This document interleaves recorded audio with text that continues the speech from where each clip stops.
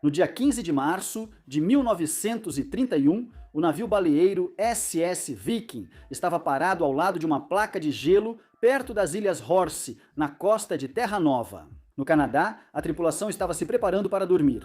Alguns descansavam, outros liam ou conversavam para passar o tempo.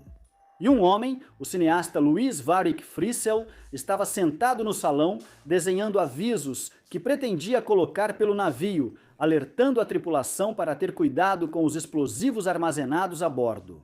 Porém, à medida que a noite caía sobre essa cena tranquila, o navio seria destruído por uma explosão massiva e inexplicável, uma das mais mortais da história do cinema. Nascido em 1903, Louis Varick Frissell começou a fazer filmes ainda jovem. No início, era só mais um dos muitos hobbies de Frissell. Vindo de família rica, ele podia seguir qualquer interesse que desejasse. Ele documentou grande parte da vida e trabalho em fotos e depois em imagens em movimento. No entanto, só em 1925 ele completou e exibiu seu primeiro documentário de verdade. Na época, ele era voluntário em Labrador, no Canadá, em uma organização dirigida pelo missionário médico Wilfrid Grenfell. Frissell achava Grenfell extremamente inspirador e sentia grande satisfação em trabalhar com ele para entregar suprimentos médicos e construir infraestrutura em toda a remota e acidentada península de Labrador, no Canadá. Frissell talvez considerasse Grenfell como uma espécie de mentor. Quando Grenfell sugeriu que Frissell fizesse uma expedição de canoa pelo rio Hamilton, ele aceitou com entusiasmo. As imagens gravadas durante essa longa, desafiadora e solitária viagem foram transformadas no primeiro curta-metragem documental de Frissell, O Fascínio de Labrador, que foi lançado em 1925 e recebeu críticas geralmente positivas. Dessa forma, a carreira de Frissell como cineasta e sua longa associação com a região de Terra Nova e Labrador começaram.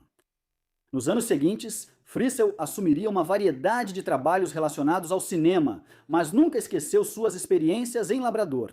Em 1930, ele havia decidido fazer um longa-metragem ambientado na região. Um filme que contaria uma história dramática e envolvente e também mostraria a beleza e o perigo da paisagem, e a coragem e resistência das pessoas que trabalhavam lá.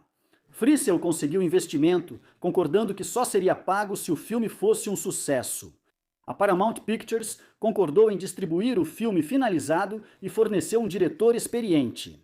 O filme se chamaria Trovão Branco e seguiria a história de uma expedição de caça às focas, na qual dois homens, que disputavam o amor da mesma mulher, embarcavam.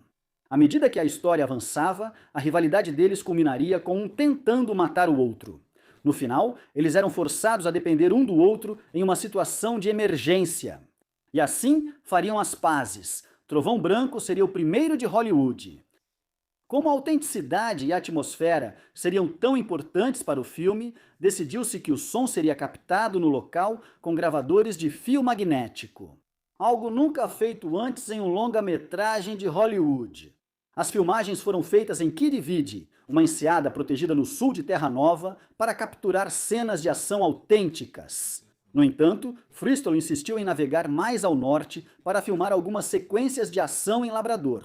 Aproveitando a paisagem deslumbrante do local, algumas cenas incríveis e assustadoras foram capturadas. Frissell exibiu seu filme no início de 1931 e ele recebeu uma resposta morna. O próprio Frissell não ficou satisfeito com o resultado. Ficou claro para ele que o filme focava demais na história de amor fictícia, enquanto o que realmente o tornava interessante eram a paisagem deslumbrante e a exploração perigosa. Frissell tomou a decisão de refazer o filme, uma escolha que foi reforçada quando a Paramount Pictures recusou-se a distribuir o filme em seu estado atual. Ele decidiu que voltaria, com uma equipe menor, para captar imagens mais dramáticas de Labrador e inseri-las no filme. Dessa forma, ele esperava entregar uma obra finalizada que realmente captasse a majestade e o perigo do lugar que ele amava. Então, Frissell voltou. Ele e uma pequena equipe pegaram carona no navio baleeiro, o SS Viking, quando ele partiu para caçar ao redor das Ilhas Horse, na costa de Terra Nova. Estar em um navio de trabalho real permitiria que ele capturasse imagens mais autênticas, com as quais esperava salvar seu filme em dificuldades. A viagem começou bem, embora não tenha sido sem emoção. 2 jovens clandestinos foram descobertos logo após a partida do navio. Mas foi decidido não voltar para desembarcá-los, e em vez disso, mantê-los a bordo. Até que o Viking retornasse para casa e eles pudessem ser entregues à polícia, foi permitido que eles ficassem hospedados e recebessem alimentação junto com a tripulação até lá. Alguns dias depois, em 14 de março, os homens de Fryssel montaram uma sala de projeção improvisada e exibiram algumas das filmagens que já tinham para entreter a tripulação. Foi um sucesso.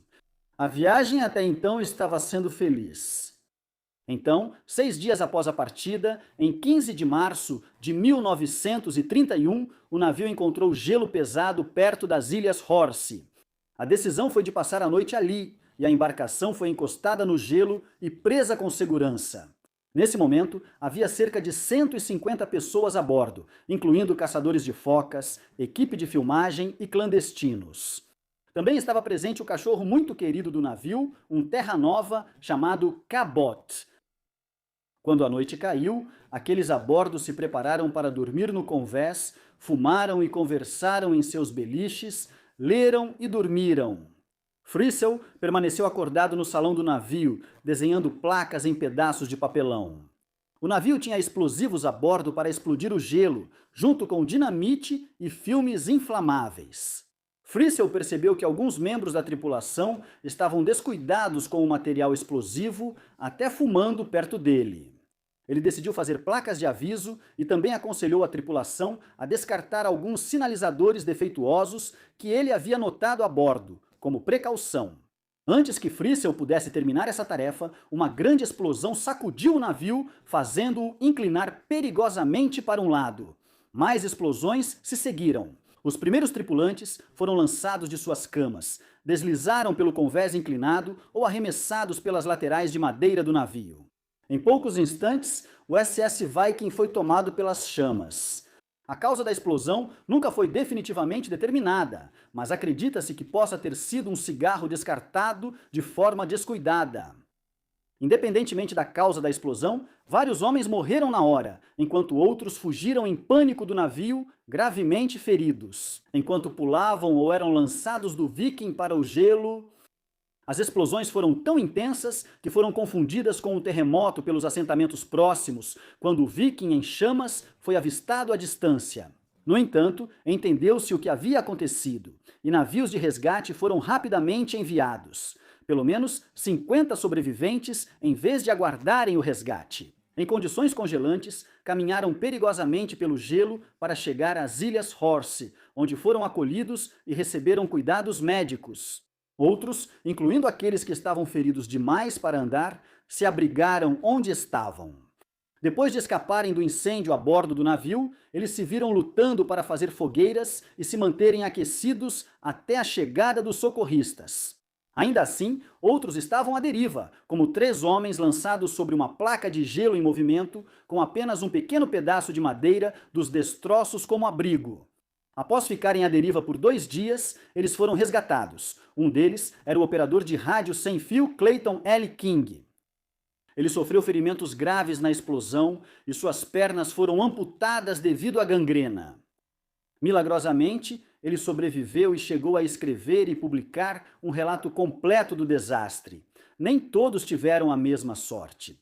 28 pessoas morreram nas explosões ou devido aos ferimentos ou à exposição logo em seguida. Entre eles estavam Fryssel e a maioria de sua equipe.